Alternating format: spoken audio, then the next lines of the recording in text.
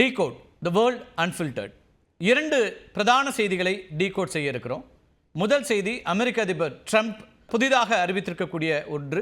அந்த ஒரு அறிவிப்பினால உலகம் முழுக்க இருக்கக்கூடிய பாதிப்பு என்ன என்பது குறித்து பார்க்க இருக்கின்றோம். இரண்டாவதாக, பில்கேட்ஸ், மைக்ரோசாஃப்ட் நிறுவனர் பில்கேட்ஸ் ஒரு முக்கிய அறிவிப்பை கொடுத்திருக்காரு. தன்னுடைய சொத்துல 1% மட்டுமே தன்னுடைய குழந்தைகளுக்கு ஒதுக்கப் போவதாக அறிவித்திருக்கிறார். ஏன் இப்படிப்பட்ட அறிவிப்பு? இந்த இரண்டு செய்திகள் குறித்தும் டீகோட் செய்ய இருக்கிறோம். அமெரிக்க அதிபராக ட்ரம்ப் பொறுப்பேற்றதிலிருந்து பல்வேறு அதிரடி நடவடிக்கைகளை மேற்கொண்டு வருகிறார். அந்த வகையில் ட்ரம்ப் டாரிஃப் என்பதுதான் உலகம் முழுக்க வர்த்தக போரை தொடுத்திருப்பதாக மக்கள் பார்க்கிறாங்க. அதே போல் இன்னொரு அவருடைய அறிவிப்பு என்பதும் உலகம் முழுக்க இருக்கக்கூடிய தொண்டு நிறுவனங்களுக்கு அதிர்ச்சியை கொடுத்திருக்கிறது. குறிப்பாக அதிபர் ட்ரம்ப் உலகம் முழுவதும் USAID திட்டத்தை நிறுத்தி வைத்திருக்கிறார். இந்த USAID திட்டத்தை நிறுத்தி இருக்கிறதுனால கர்ப்பிணிகள் இறப்பு விகிதம் அதிகரிக்கும் என்று ஐக்கிய நாடுகள் சபை எச்சரித்திருக்கிறது. வளர்ச்சி குன்றிய பல்வேறு நாடுகளுக்கு நலத்திட்ட உதவிகளை வழங்குவதற்காக ஏற்படுத்தப்பட்ட அமைப்பு தான் இந்த USAID அப்படிங்கிறது. இந்த தொண்டு நிறுவனம் 1960ஆம் ஆண்டு உருவாக்கப்பட்டது. சர்வதேச அளவில் மனிதாபிமான அடிப்படையில் உதவிகளை செய்வதற்காக உருவாக்கப்பட்ட ஒரு அமைப்பு தான் இந்த USAID. இதனோட ஆண்டு பட்ஜெட் மட்டும் 4,35,000 கோடி ரூபாய். இவ்வளவு பெரிய தொகையா அப்படின்னு நீங்கள் யோசிக்கிறது தெரியுது. ஆனால் இது அமெரிக்காவுடைய பட்ஜெட்டில் ஒரே 1% தான். ட்ரம்ப் 2வது முறையாக பதவியேற்ற பிறகு அவருடைய நெருங்கிய நண்பர் எலான் மஸ்கோட பரிந்துரையின் பேரில் தான் இந்த USAID திட்டத்திற்கான மூடு விழாவையும் நடத்தியிருக்கிறார். எலான் மஸ்க் தான் நிறைய ஆலோசனைகளை கொடுத்து வருகிறார். அதில் ஒரு ஆலோசனையாக இது இருக்கிறது. USAID என்ற பெயரில் ஊழல் நடப்பதாகவும் மற்ற நாடுகளுடைய சுமையை அமெரிக்கா ஏன் சுமக்க வேண்டும் என்றும் கேள்வி எழுப்புகிறார் ட்ரம்ப். இதன் காரணமாக பல்வேறு நாடுகளில் செயல்பட்டு வரக்கூடிய சுகாதாரம், கல்வி, மேம்பாடு, வேலைவாய்ப்பு பயிற்சி, ஊழல் எதிர்ப்பு, பாதுகாப்பு, ஊட்டச்சத்து குறைபாடு போக்குதல், HIV சிகிச்சை உள்ளிட்ட பல்வேறு நலத்திட்டங்கள் இப்போ நிறுத்தப்படக்கூடிய சூழல் ஏற்பட்டிருக்கிறது. சுகாதார திட்டங்களுக்கான நிதி உதவி நிறுத்தப்பட்டு விட்டதனால வளரும் நாடுகளில் பிரசவத்தின் போது பெண்களுடைய இறப்பு விகிதம் அதிகரிக்கும் அப்படிங்கிற ஒரு அச்சத்தை ஐக்கிய நாடுகள் சபை வெளிப்படுத்தி இருக்கிறது.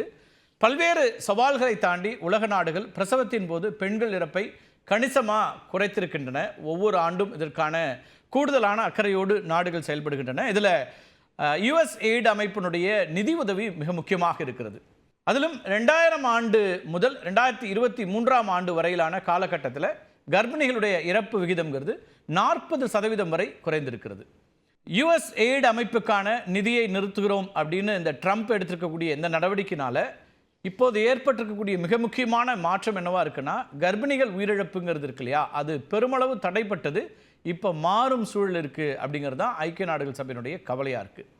மலேரியா மற்றும் எய்ட்ஸ் சிகிச்சைக்கான நிதி உதவியும் கூட நிறுத்தப்பட்டுள்ளது. அதுவும் கர்ப்பிணிகள் மீது பெரும் தாக்கத்தை ஏற்படுத்தும் அப்படின்னும் ஐக்கிய நாடுகள் சபை சொல்லுது. ட்ரம்ப்போட நடவடிக்கை அப்படிங்கிறது உலக நாடுகளில், குறிப்பாக ரொம்ப கவலைக்கிடமான பொருளாதார நிலையில் இருக்கக்கூடிய நாடுகளில் பெரும் தாக்கத்தை சுகாதார துறையில் ஏற்படுத்தியிருக்கக்கூடிய நிலையில் நமது அண்டை நாடான இலங்கையிலோ வேறு ஒரு பிரச்சனை பூதாகரமாக வெடிச்சிருக்குது. 26 ஆண்டுகள் உள்நாட்டு போரால் பாதிக்கப்பட்டிருந்த இலங்கையில் சுமார் 16 லட்சம் கன்னி வெடிகள் புதைக்கப்பட்டிருக்கின்றன.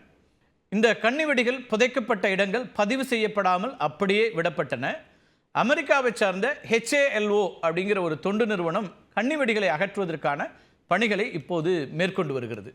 இந்த USAID நிதி உதவியோடு தான் இந்த பணிகளும் நடைபெற்று வந்தன. கன்னி வெடிகளை அகற்றக்கூடிய பணியில் 3000க்கும் மேற்பட்ட பணியாளர்கள் ஈடுபடுத்தப்பட்டிருக்காங்க. இதில் 40% பேர் பெண்கள். அந்த பெண்களும் கூட யார் அப்படின்னு கேட்டிங்கன்னா, பெரும்பாலானவர்கள் உள்நாட்டு போரில் கணவனை இழந்தவர்களாக இருக்கிறார்கள். கணவனை இழந்த விதவைகளாக இருக்கக்கூடிய இந்த பெண்களுக்கான வாய்ப்பு, வேலை வாய்ப்பாக அது இருந்து வருகிறது. தற்போது இந்த ஹலோ நிறுவனம், அதாவது HALOன்னு சொல்லக்கூடிய இந்த தொண்டு நிறுவனத்திற்கு கொடுக்கப்பட்ட வந்த நிதியையும் நிறுத்தியிருக்கிறார் ட்ரம்ப். இதனால் கன்னி வெடிகளை அகற்றும் பணிகளும் நிறுத்தப்பட்டிருக்கின்றன.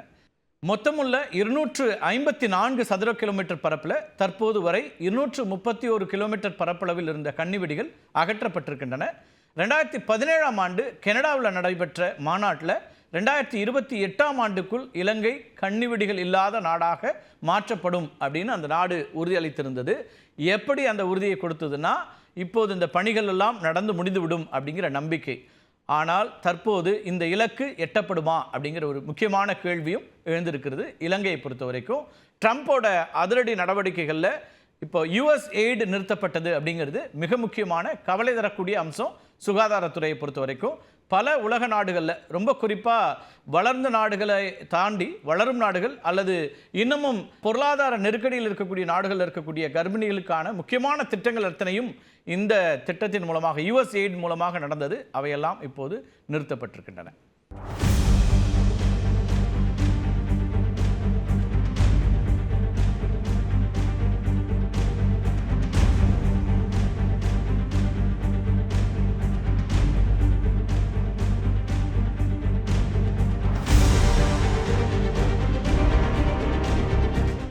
ட்ரம்ப்போடைய அதிரடி நடவடிக்கைகள், அறிவிப்புகள் உலக நாடுகளை கவலை கொள்ள வச்சிருக்கு அப்படின்னு பார்த்தீங்கன்னா, இன்னொருத்தருடைய அறிவிப்பு ஆச்சரியமடைய வைக்கிறது. பில்கேட்ஸ், நம்ம எல்லாருக்கும் தெரியும், மைக்ரோசாஃப்டினுடைய நிறுவனர், அவருடைய ஒரு அறிவிப்பும் கவனத்தை ஈர்க்கக்கூடியதாக மாறி இருக்கிறது. தனது சொத்தில் 1% மட்டுமே தனது குழந்தைகளுக்கு கொடுக்க உள்ளதாக அதிர்ச்சி அறிவிப்பை கொடுத்திருக்கிறார் மைக்ரோசாஃப்ட் நிறுவனர் பில்கேட்ஸ். மைக்ரோசாஃப்ட் நிறுவனத்தை பால் ஆலனோட இணைந்து 1975ஆம் ஆண்டு உருவாக்கினார் பில்கேட்ஸ். 1995ஆம் ஆண்டு முதல் 18 ஆண்டுகள் உலக பணக்காரர்கள் பட்டியலில் முதல் இடத்தில் இருந்தவர் பில்கேட்ஸ். உங்கள் எல்லாருக்கும் தெரிஞ்சிருக்கும். இப்போ அந்த நிலையெல்லாம் மாறிக்கிட்டே இருக்குது. ஆனாலும் இப்போதும் உலகின் மிக முக்கியமான ஒரு நபராக இருக்கக்கூடியவர் பில்கேட்ஸ். தற்போது உலக பணக்காரர்கள் பட்டியலில் 12வது இடத்துல இருக்கிறார் பில்கேட்ஸ். அவரோட சொத்து மதிப்புங்கிறது 13,30,000 கோடி ரூபாயாக இப்போ இருக்குது. இதுக்கிடையில் கருத்து வேறுபாடு காரணமாக 2021ஆம் ஆண்டு பில்கேட்ஸ் தனது மனைவி மெலிண்டா கேட்ஸை விவாகரத்து செய்தார். அவங்க 2 பேரும் சேர்ந்து நிறைய நலத்திட்டங்கள்லாம் செய்தாங்க. ஆனால் அதுக்கு பிறகு அவர்களுக்குள்ள கருத்து வேறுபாடு, அதுக்கு பிறகு விவாகரத்து வரைக்கும் சென்றது. இந்த 2 பேருக்கும் ஜெனிஃபர் கேட்ஸ், நாசர் கேட்ஸ், அப்புறம் ஃபோப் கேட்ஸ் அப்படின்னு 3 குழந்தைகள் இருக்கிறாங்க. இந்த நிலைமையில தான் பில்கேட்ஸ் தன்னுடைய சொத்தில் 1% மட்டுமே தனது குழந்தைகளுக்கு கொடுக்க உள்ளதாக அறிவித்திருக்கிறார். இப்படி ஒரு அறிவிப்பை பில்கேட்ஸ் ஏன் கொடுத்திருக்கிறார்? அவரே சொல்றார், தான் மன்னர் பரம்பரையை சேர்ந்தவன் அல்ல அப்படிங்கிறார்.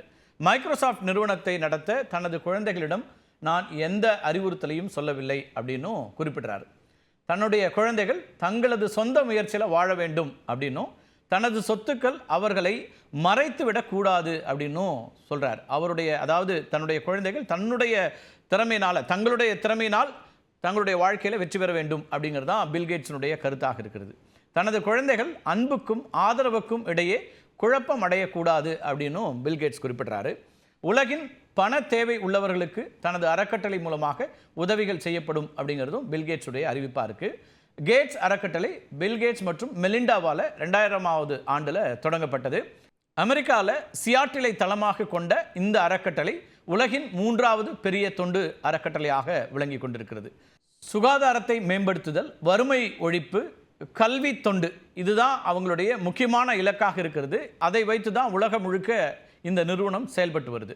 பில்கேட்ஸோட சொத்து மதிப்பு எவ்வளவு அப்படின்னு பார்த்தீங்கன்னா 155 பில்லியன் டாலர் கணக்கில் பார்த்தோன்னா அதில் 1% அப்படிங்கிறது 1.55 பில்லியன் டாலர்கள்.